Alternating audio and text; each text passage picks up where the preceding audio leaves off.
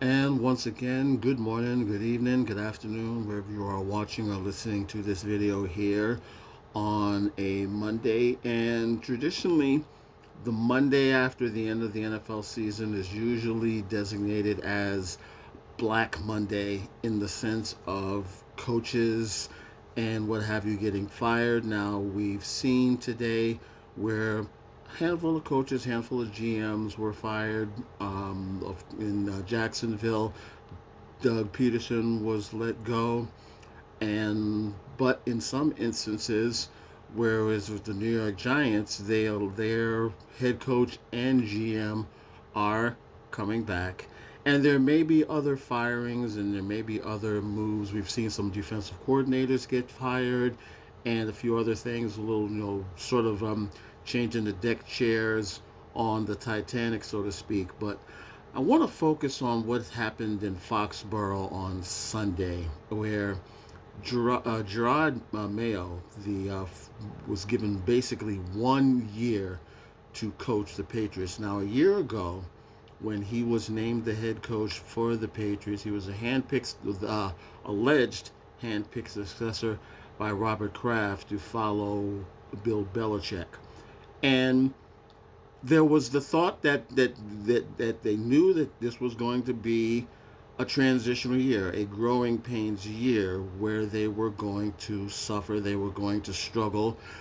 They were able to develop a quarterback with their third pick overall, but needless to say, the Patriots, and really to no surprise to anybody in the league, struggled this year. They had an upset win opening week, but the Patriots struggle, and they're in a transition. They have problems on both sides of the ball, offensively, defensively, and what have you. Well, Gerard Mayo was given 1 year to quote unquote right the ship, and then basically 12 months later, all of a sudden, he wound up being fired by the New England Patriots, and we get the whole. We appreciate what Gerard was able to do, but we want to go in a different direction and all this other stuff. And it brings me back to the NFL's quote unquote Rooney Rule. Now, those of you who are familiar with the NFL know about the Rooney Rule in the sense where minority candidates are given opportunities. But the one thing the Rooney Rule does not do is it doesn't guarantee you a job, and it doesn't, and it shouldn't. It guarantees that you'll get an interview and everything else. But unfortunately, even with the strides of the Rooney Rule and what have you in the NFL, black head coaches still get, for lack of a better word, the dookie end of the stick. In that sense, where they're asked to do superhuman stuff, meanwhile, other white mediocre coaches will be recycled, will get fourth, fifth, sixth, seventh, eighth, ninth, 10th chances to keep telling you how bad they really are. What's interesting here is that former New England player and former Tennessee Titan coach Mike Vrabel's name has already been thrown up as being the successor. Now, Mike Vrabel had a decent run in Tennessee as the head coach. They had the number one seed at one point while he was there. They were a perennial playoff team, but the last 3-4 years in Tennessee, he was a terrible coach, no doubt about that. But he was given an opportunity to be as bad or as good as he would like to be.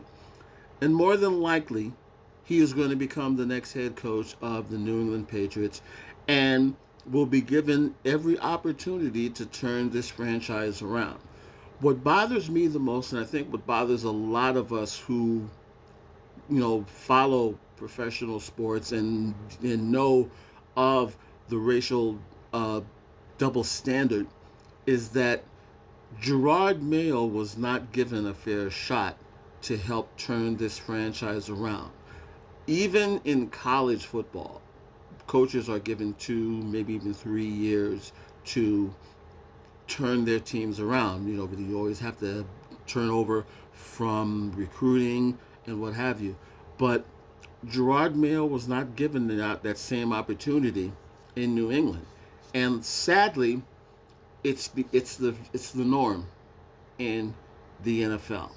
We see where a Mike McCarthy may wind up parlaying his lousy season in Dallas into a new job in Chicago.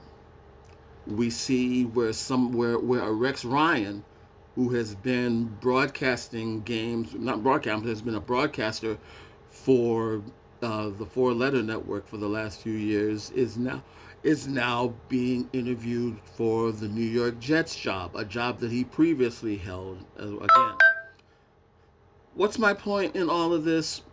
It's one of the reasons why, at least for me, and I think for a lot of other people, that they're turned off by the NFL and its politics, especially when it comes to head coaches.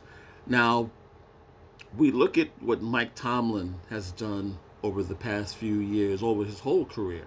And he's never had a losing record. He's won a Super Bowl. He's lost a Super Bowl as well. And the Steelers have had their ups and downs the last few years. And unfortunately, they're like backing into the playoffs as we speak after losing their last three games.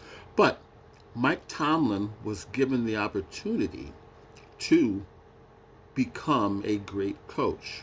He was allowed to be successful. He was allowed to, in a sense, get the kinks out and what have you. And he's turned into what I feel one of the top five head coaches in the NFL right now. But unfortunately, a lot of other black coaches that have followed and even before him have not been given that same opportunity. The double standard still exists in the NFL. It took Tony Dungy a long period of time before he was even given his first coaching job. And then there's other folks like Sherm Lewis who were never given a shot and basically were given so many turned away that they basically said, well, now he's just too old to hire. It's very bothersome for me, and I think for a lot of black sports fans who like the NFL but can't stand their politics. And the treatment to me of Gerard Mayo is just another reason why a lot of us are turned off by the NFL and their racial double standard in regards to head coaches. We've seen this a lot where coaches are given 1 year to prove themselves. Ray Rhodes, who had been a coach of the year for the Philadelphia Eagles, was given 1 year in Green Bay and then booted out. Other coaches have been given 1 year. Other have been given 1 year and out, being black head coaches.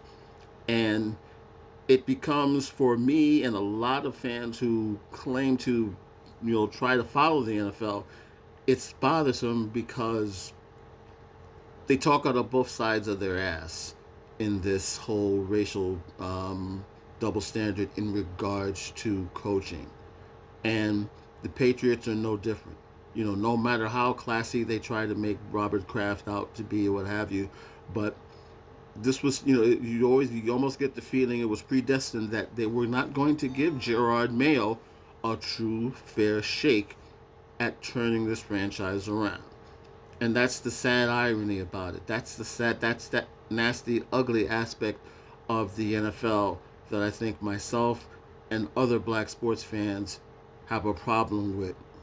And it's a shame that Gerard Mayo didn't get a fair shot. And what's even worse is that he may not even get that second chance at all to really prove himself. I hope I'm wrong, but history says it'll probably be like this. Enjoy the rest of your day, morning, afternoon, evening, wherever you are watching or listening to this video. And as always, we'll talk to you again soon. Take care.